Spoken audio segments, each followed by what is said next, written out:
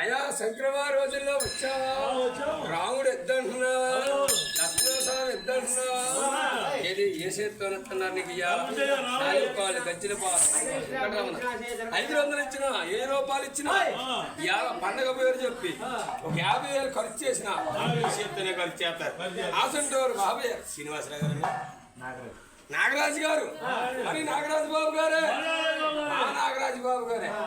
నాగరాజు గారికి ఆరాధ్యాలు బాగా ఉంది, అన్నదమ్ములు బాగా ఉంది, వ్యవసాయాలు బేరందాట్లు బాగా, అబ్బాయిలు బాగా చదువుకోవాలా, ఉద్యోగాలు రావాలా. మరి అండి నాగరాజు గారింటి బాబు ఇవాళ ఒక 500. అది బాగుంటే మనం బాగుంటే 360 రోజులకి అలాగే